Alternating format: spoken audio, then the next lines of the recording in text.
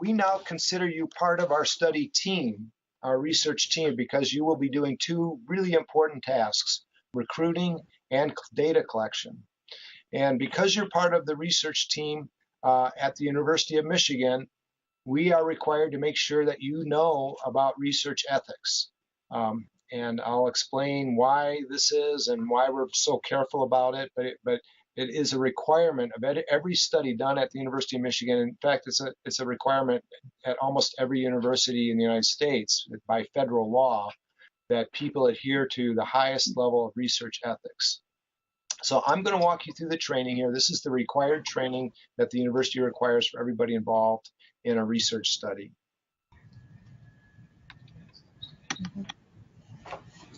So the basics of ethical research are some basic principles. That research is honest, for the public good, and open to peer and public review. So honesty, we almost take this for granted, but researchers are expected to provide accurate data and to give credit to intellectual contributors. As data collectors, it is important to be honest about what the youth can expect and if and when they decide to do the study. We also need to be honest with how we analyze our data and report our data. And unfortunately, there are some prominent examples of research studies that were very influential, that when people looked into it in more detail, they found out that the researchers weren't totally honest with how they analyzed their data or interpreted their data. So honesty is just something that is just part of research, ethical research, and we need to adhere to the highest principles of honesty throughout, and that includes being honest with the people who are in the study. The research should be for the public good rather than for private gain. And this is also, there can be conflicts of interest in research. There are some researchers who have profited by the research they do. I'm thinking about researchers, particularly in the pharmaceutical industry, where we can be talking about large amounts of money made by pharmaceutical companies based on the results of research. So there needs to be a strict scrutiny of whether or not the research is being done for the public good. And in order to do that, research needs to be open to peer and public review. So this is where researchers, to get their work published in the best journals, typically have to go through a rigorous peer review before their publications are accepted. that their manuscripts are accepted for publication. And then there's also public review. A lot of research in the United States is publicly funded, or it's funded by foundations that have a public trust. And so researchers can expect that there will be a strict public review of their work to make sure that the standards for research quality and ethical behavior are not abused. Research with human subjects must meet additional ethical requirements. So the protections for human subject research will be the focus of this presentation, because that's what we're doing. We're not doing animal research. We're not doing basic geological or chemical research. We are collecting data from humans, and we will be, and our study will be about the human effects of participating in these programs. So human subject research requires specific types of ethical procedures. But the first thing we need to think about is, what is research with human subjects? And you have to ask yourself, well, what is research? What qualifies as research? And it gets defined by federal law that research is a systematic investigation producing generalizable knowledge. In other words, research is a planned and methodical way of studying a particular question in order to produce information that can be applied to a larger population. So even though we're only going to be collecting data from a sample of children involved in this program, we are doing this study in a careful way so that we hope that the results will be applicable to anybody who might go through the Badges for Baseball program. So we want to apply the results of our study to the larger population. And that's what's called generalizable knowledge. We are trying to produce generalizable knowledge. The other aspect of research is that it must, with humans, is that it must involve direct interaction with people like we're going to be doing. We're going to be talking to the kids, asking them to fill out surveys. We will have a direct interaction with the kids. Or it could be research that analyzes data about people that has already been collected. So anybody who uses this data set in the future also has to adhere to the same ethical standards, because data that's already been collected must also be handled with the highest ethical procedures. The second thing that needs to be defined is, what is a human subject? A human subject is a living individual who interacts with the researcher and or can be identified from the data. So if you wanted to do a study on human beings that have already died, you do not have to adhere to the same standards, like getting their consent to participate in the study.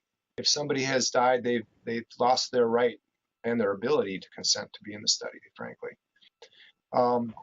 Also, if you have a data set that is de-identified, that we know there's data from human beings, but you can't identify who they are, that group of individuals, that type of study, also doesn't have to adhere to the same scrutiny. Again, like we don't need to collect consent from those people in that study because we don't know who they are. So these are a couple of key definitions. The biggest one is just, what is research? Because it's different than like the ethical procedures for like investigative journalism. That's not trying to produce generalizable knowledge, or maybe not like if somebody's doing an oral history study of somebody, that may not reach the criteria of generalizable knowledge. So this is very important that the IRB define research in that way. One of the things that we're very concerned about with doing research with human subjects is the potential for harm to those who are in the study. A person could be harmed by participating in a study through experiencing a physical, emotional, legal, social, or economic harm. Any of those things can be possible by participating. It's also participating that by participating in research, it could lead to a violation of privacy, in which sensitive information is shared publicly. That's a potential harm for people involved in a study. And then besides the harm to participants, there's also the potential for public harm, violating the public trust, that if there's unethical behavior in the conduct of research. So when research violates participants' rights, it's also violating the trust of the public. And that's a very important public harm that we have to consider with any of our procedures. I want to share where this came from, but because believe it or not, up until the second half of the 20th century, there were no standard principles or public laws regarding research ethics. Before World War II, researchers in this country and really across the world who were doing studies with human beings, this early sociologists, early psychologists, there were no ethical standards. I mean, people were starting to talk about ethics, but there was no agreement about what the ethical standards should be. What precipitated the formal discussion about research ethics were a couple of events that happened in the middle of the 20th century.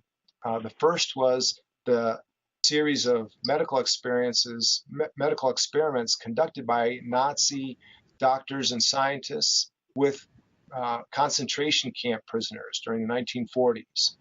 And at the end of the war, 23 Nazi doctors and scientists were put on trial in Nuremberg, Germany, for the abuse and the murder of concentration camp inmates who were used as research subjects. Some of the experiments that were conducted were things like injecting dye into human beings' eyes to see if they could change the eye color. There was one set of experiments done that was attempted to sew twins together in order to create conjoined twins.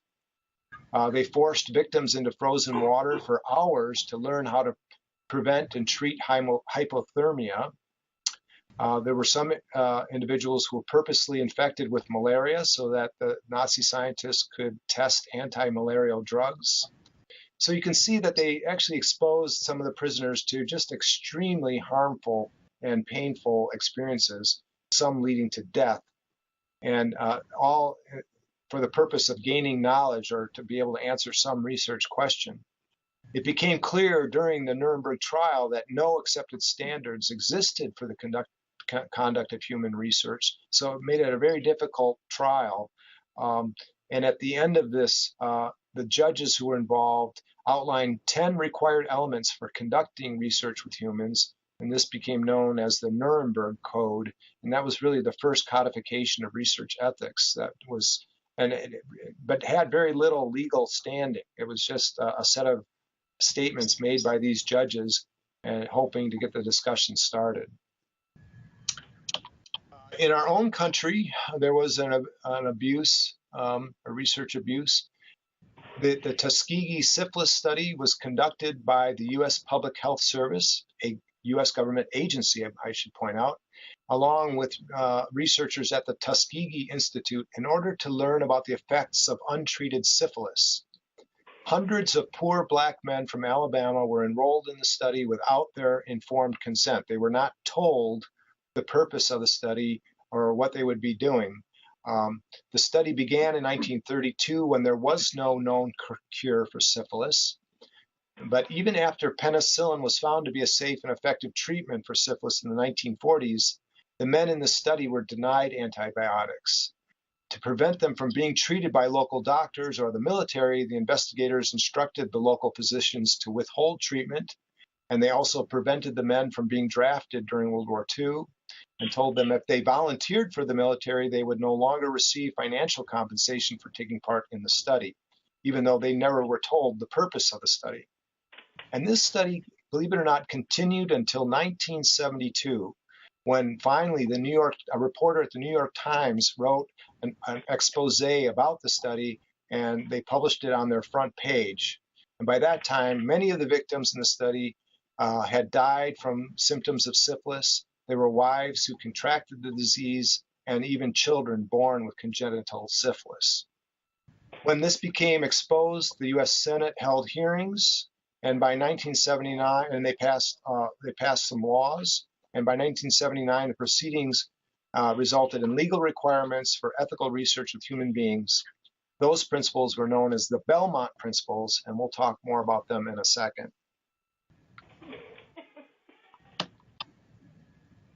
There were also research abuses in the social sciences.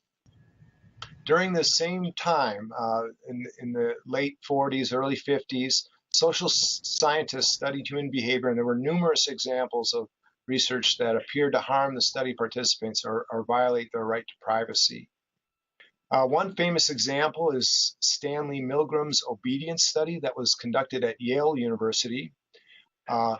It was famous because it deceived the participants and led them to psychological harm. The purpose of the study was to learn more about how humans responded to instructions given by people in positions of authority. Ironically, this was really the idea for this study was stimulated by trying to understand why did so many Germans obey the Nazis when it meant doing unfair things to other people. Like, for instance, why did prison guards in the camps obey some of their instructions? So it's quite interesting that that's what these researchers were interested in.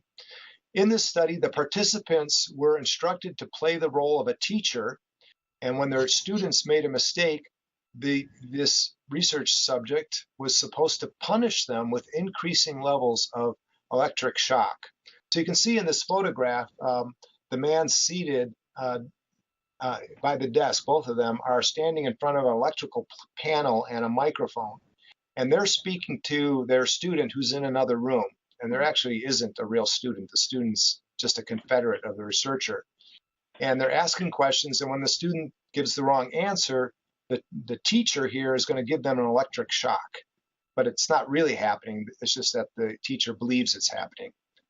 And they're supposed to increase the level of electric shock at each incorrect answer.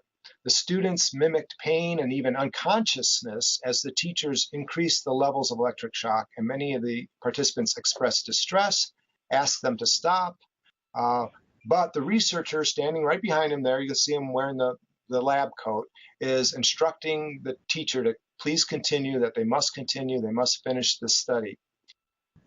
In the end, it turned out that 63% of the participants administered what they thought were lethal shocks, and this happened even under a condition where the student claimed to have a heart disease. Some of the participants experienced serious emotional crises after the study, even after the real purpose of the study was explained to them. So this was, there were other examples in social science as well back in this time before the Belmont principles were developed. And so all of these are history lessons that we'd like to avoid in the future. The federal government, as I was saying, established the Belmont principles in 1979. This was done by a national commission as directed by federal law. And there are 3 ethical principles that must be followed when conducting research with human participants. This is federally required by any institution, research at institutions that receive any federal funding, which includes almost all universities. The Belmont principles are respect for persons, beneficence, and justice, and I'll talk about each one. Respect for persons. This is the principle where we treat individuals as autonomous and capable of making their own choices, and they are not to be considered a means to an end. It's important that individuals fully understand what they are involved with and that they can consent without coercion or undue influence from others. This principle also provides extra protection for individuals who are unable to make autonomous decisions, such as children or prisoners. So these principles make us pay attention to those who deserve special protection. The second principle is beneficence. And basically this means that research should do good and not harm. So what researchers need to do is minimize the risks of harm and maximize the potential benefits of the work. This means doing your research carefully, make sure if there is potential for harm, that the harm-benefit ratio is in the direction of more benefit than harm. So it's not like there are never any risks in studies. In fact, there's some minor risks in our study, but you hope that you've done the study well enough that the potential benefits outweigh the potential harms. The third principle is justice. Oops, I just jumped ahead, sorry. You click on that. Yeah. Sorry, I got to catch up to my notes here. The principle of justice requires researchers to treat people fairly and to design the research so that its burdens and benefits are shared equitably. So here we have to pay attention to who gets to be in the study, who is the study about. For instance, if we proposed a study here that we were only interested in how badges for baseball had benefits for boys, that would be unfair because there's no reason to think that this program couldn't also be beneficial for girls.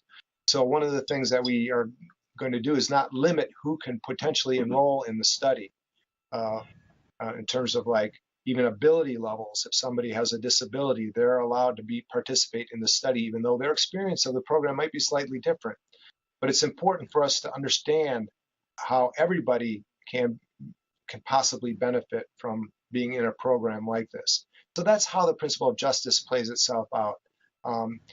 If you're going to exclude anybody from the study, you have to have a really good reason to do so, and you have to justify that so that you're not violating a principle of justice.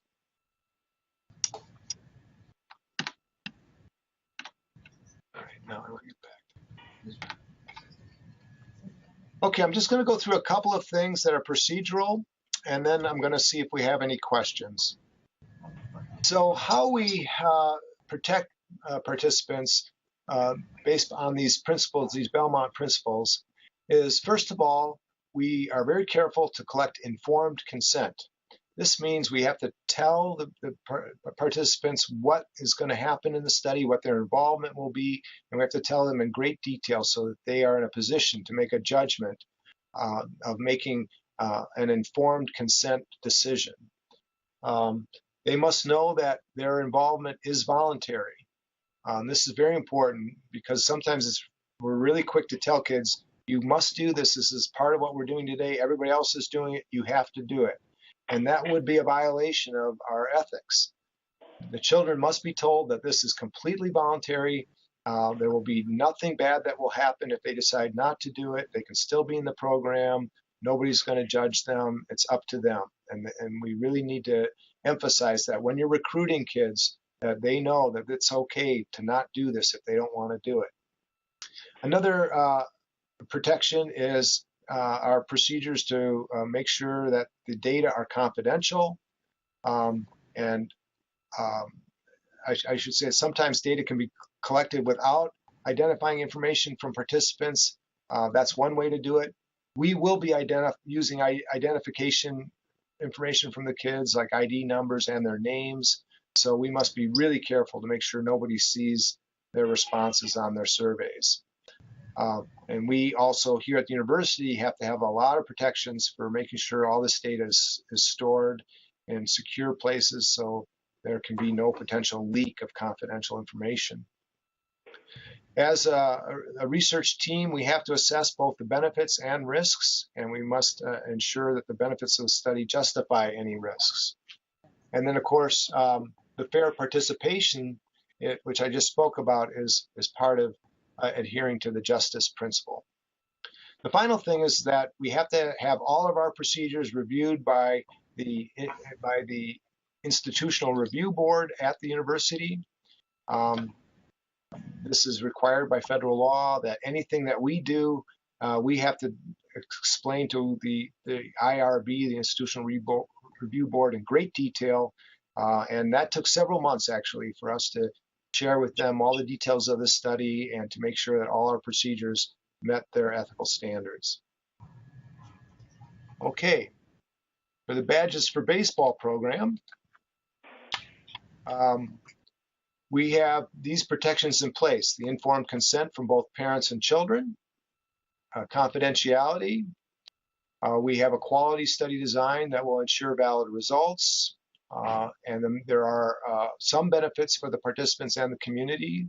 For the participants, the benefits include things like a chance to answer questions that they may not often be asked, give them a chance to reflect on their lives and what they think and what kind of risk behaviors they're engaged in. There'll also be some financial incentives for the participants. And hopefully this study will have broad range benefits for your agency and the community that you serve. Like I said, we will work to minimize the risks of participants.